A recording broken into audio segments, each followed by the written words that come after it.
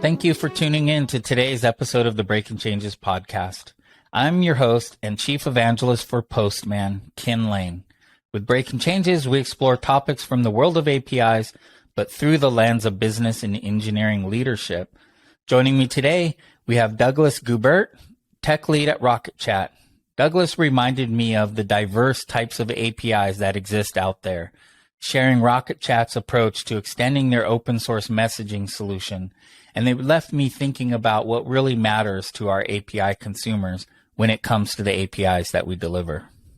I like to start really simple, the basics. Who are you and what do you do? All right. So, my name is Douglas Gubert. I am currently the tech lead for the Rocket.Chat Apps Engine team.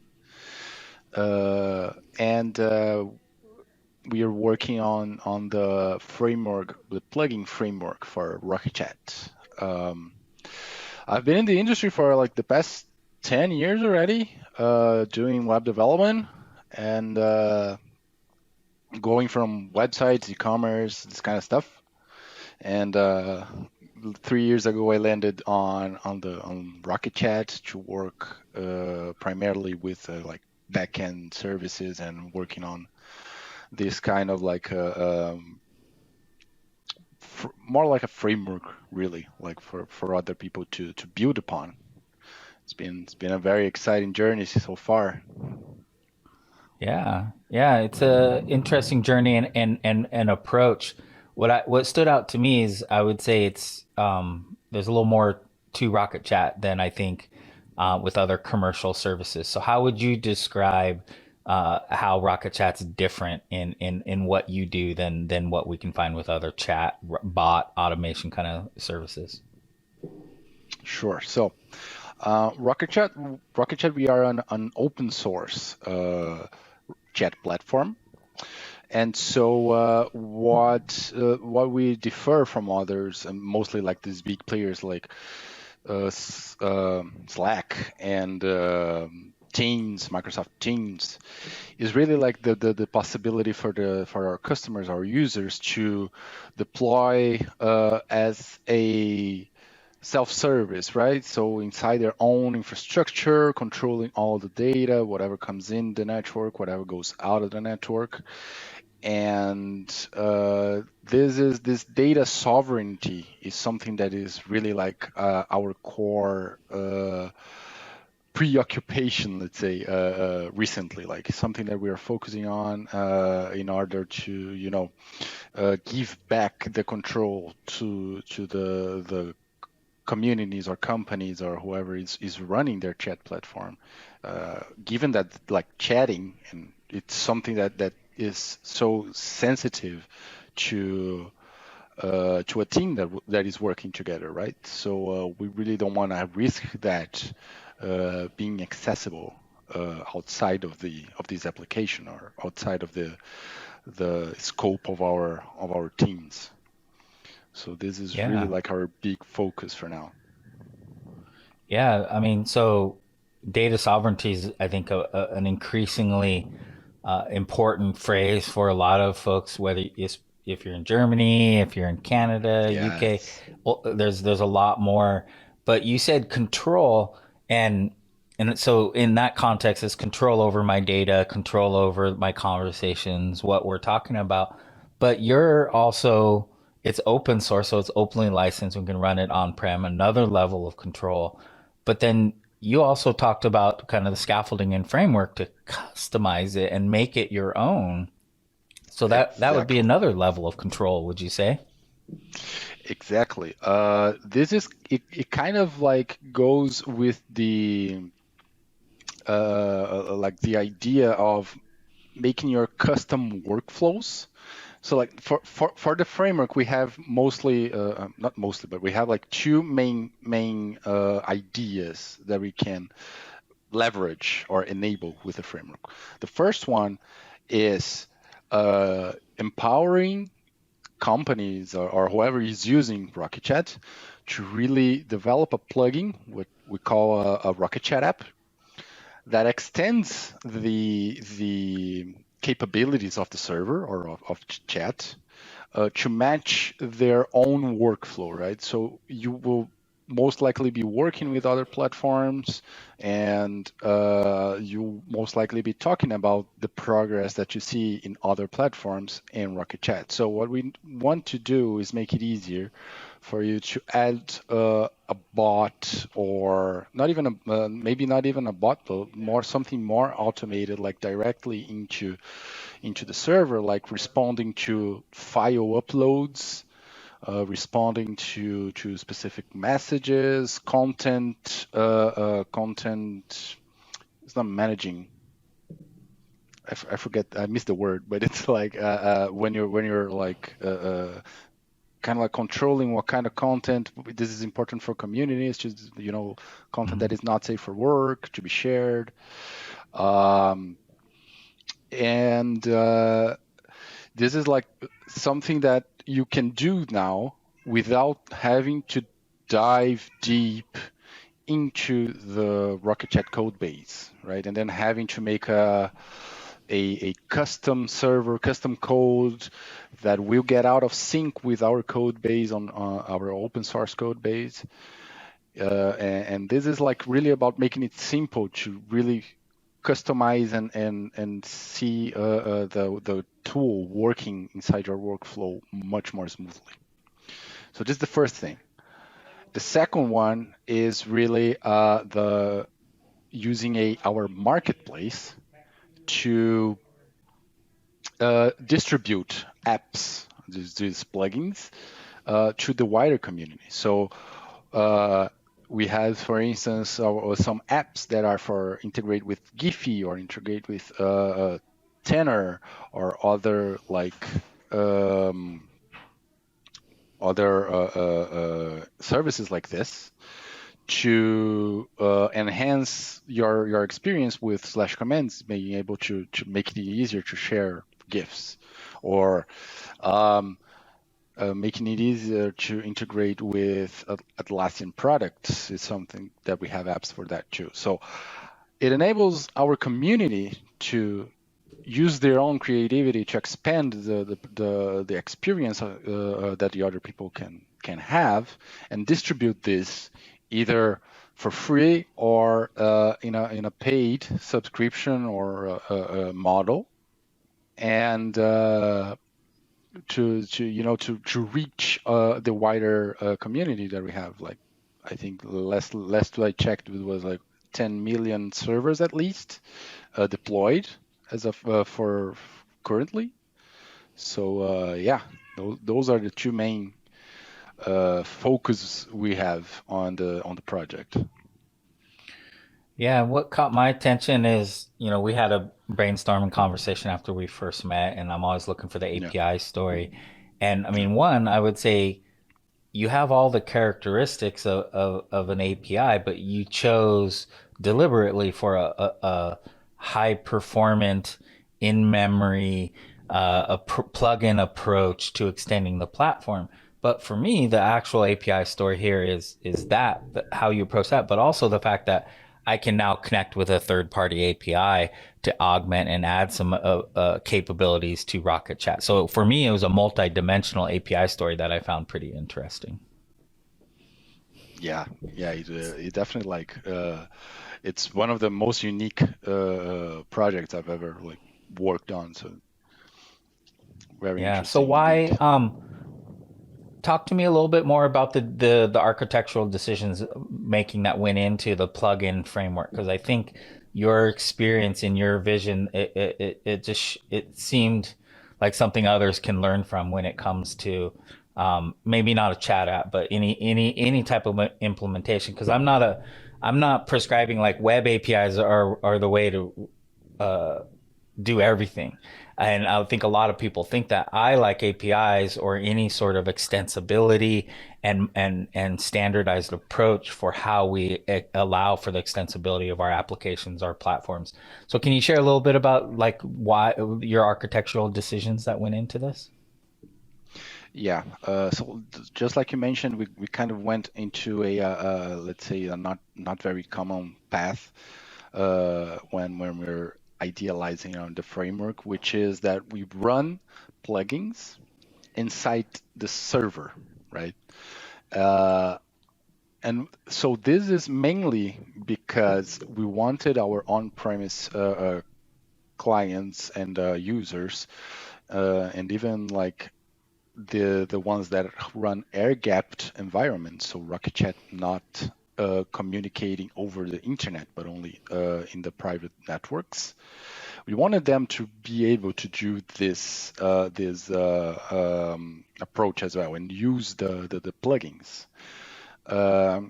Because, for instance, on larger environments, what we can have is Rocket.Chat running in the network, Jira running on-prem inside the same network, Confluence and like other aspects, other products from Atlassian, or for instance Jenkins, like other tooling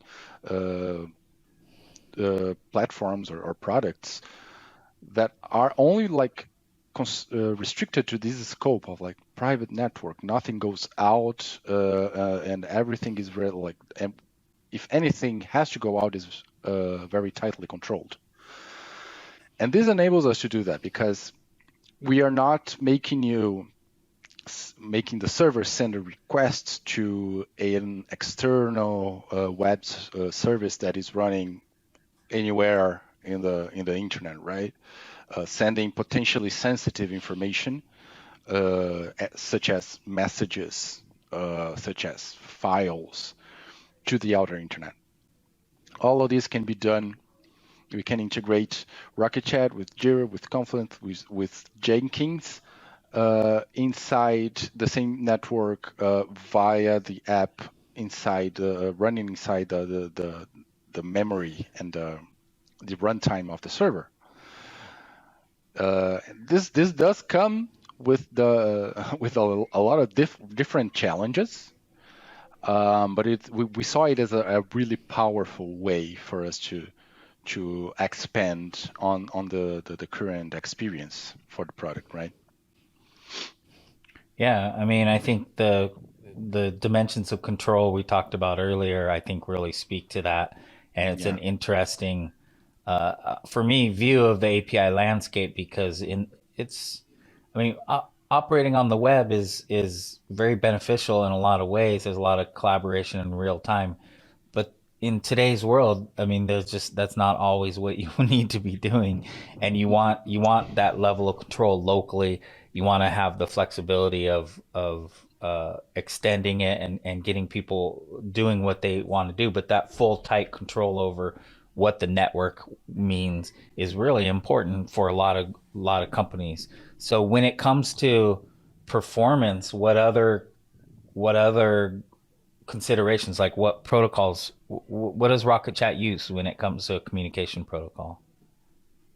Oh, sure. So I think internally, when we're talking like communication between the Rocket.Chat apps and the core product itself, it's not really a protocol. It's more like direct calls, what we call bridges. So they instantiate the code, the app that is being loaded, and they via some sandboxing strategies, we interact with this code, and we get a return, right? And so this is really like happening in memory on the runtime, right? So this is like what happens like most of the time when it comes to this framework, to the plugin framework. Something that is interesting to mention is Rocket.Chat is built on Meteor, and so like communication that we see between client and server, in order to keep the communication, keeping the messages, like this real-time connectivity via WebSockets. This is then controlled by DDP, which is the Meteor's own protocol to control these, to like communicate between these server and client. And this is where a lot of its magic goes in, because like it makes like for a really smooth developer experience in this in the platform. So I think this is the most different thing that we can I can mention. Other than that, it's mostly HTTP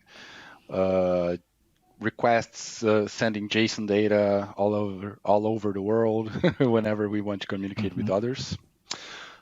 I just recalled one of the examples of one app we have, which is ClamAV, which is an antivirus server, and we actually connect to it in an app via this framework that we developed. We connect to it directly via TCP. So this is something we have, like many communities do right now, which is you have a Rocket.Chat server, a ClamAV server, and then Rocket.Chat passes all file uploads through this server to make sure like there is no virus on that. The server does this verification on the binary contents of the file, and then it says like, okay, this file is good or not. Like block this, don't let it pass. So yeah, this is another cool thing Yeah. we could achieve. Yeah, well, I think that's what kind of caught my attention, protocol wise, because a lot of people have their blinders on when it comes to HTTP and REST or just event driven TCP and Kafka or WebSockets, and Yeah, so y'all went with a pretty nice spread. I mean, I think the in memory approach for the plugins is important because that's some serious performance there. But then I think yeah, you intelligently used a variety of approaches that met the need or the problem you were trying to solve, not writing the latest trend or whatever that you might see sometimes out in the space. So with your marketplace, your plugin marketplace, so I can make money. There's selling access to my plugins, or is this just an open source plugin marketplace? nope. It is possible to make money, definitely. Right now, we're kind of like it's not available like on the get-go. Like if you register for a developer or publisher account, we need to enable this functionality for publishers. But we have a quick conversation with them, like checking the app, checking like we need since it's going to be a paid app, we need to make sure there's going to be support. We need to make sure there's going to be like an issue tracker. We need to make sure like the privacy policies and the terms are like like a standard level for us to accept this entry on the marketplace, and then we can allow this to be published and accessible to our customer base. So yeah, Yeah. monetization is possible. Nice. So you mentioned several times, you mentioned Jira, you mentioned your local Git, you can do GitHub, GitLab on Yeah. premise. So you were mentioning pretty developer toolchain kind of solutions there. Do you see Rocket Chat as a pretty industrial grade feedback loop mechanism for the software development lifecycle within the enterprise? Is that what you see a lot of? Not sure I follow, but like you mean like it being more focused on developer experience for now, or Well, like is being that? used by people to as the backbone for how they develop software within the enterprise. Like this is how developers in an Mm, enterprise organization, because you mentioned the Jira integration, so I'm assuming it's integrated with Jira ticketing. You mentioned Git integration, so it just felt like that it was a favorite of developers to kind of be that communication or feedback loop as part of their work. yeah, exactly. This happens in a lot of our customers. I don't think it is more of the focus for the product itself and the Mm-hmm. framework, but it's more like these tools. They are more like they are more, how can I say, like they fit this use case a lot more, right, than other, let's say, HR Yeah. applications that you might be using with your company, which is the chances of this being on-prem is like, I don't know, close to zero. But so like these heavy use cases where like we kind of have like this more advanced setup, then sure, it really like fits well with the rest of the two chain usually employed on software development industry. But it really is like coming on the from the open source perspective, we have a lot of like other kind of software like HR, like some kind of analytics, and other tools that are not developer focused that are now being developed on the open source world. So it would be possible as well for those to be integrated in this private network scheme, right? And also, of course, for the it is possible to connect via the internet to other applications. But I'm just like all the other solutions out there that enable you to do, right? But this is since it's something that is like the common state for other solutions as well. I guess it's like less interesting to dive deep into. Yeah, yeah, agreed. So, regarding your roadmap, like what's top of mind for y'all as far as building for the community for the next year to 5 years? What's important? So, one of the things we're keeping in mind now is making interaction with the UI more powerful. Right now, our Rocket.Chat apps, they can interact with the UI to some extent. They can pop up, they can open up models, they can interact with the sidebars, they can interact with the messages, like putting specific actions in there. But we really want to like expand on that and like enable apps to put content on separate pages and going over to like maybe enabling some kind of iframe integration to allow them to show external content with some context provided by our tool. So it's really like this is one of our biggest focuses, which is like really making this experience more customizable for the app so that it can feel more native to the Rocket.Chat experience itself, right? And Yeah. this is one of the coolest one, I think. And I think the second one that is cool to mention is we are looking like a lot for ways to improve our developer experience, which is something that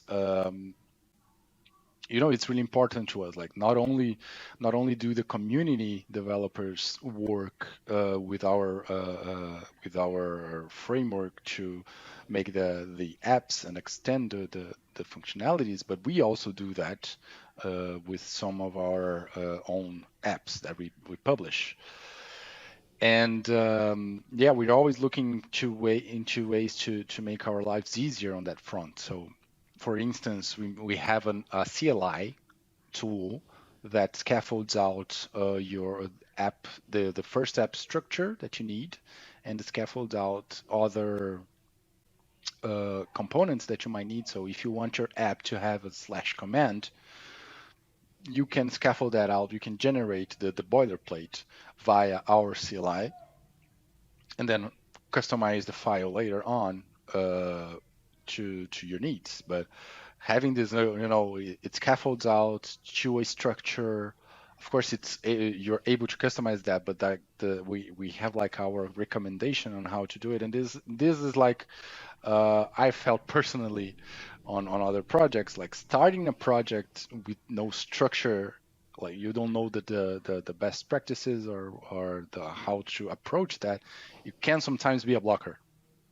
So this is like one of the things that really we want to remove the blocking from. Like let's make it easier develop things, and for the app developers to really focus on features, right? This is, I think, one of the mottos of maybe all frameworks that we see out there. Like, don't forget about the details, focus on the functionality, focus on the on your features.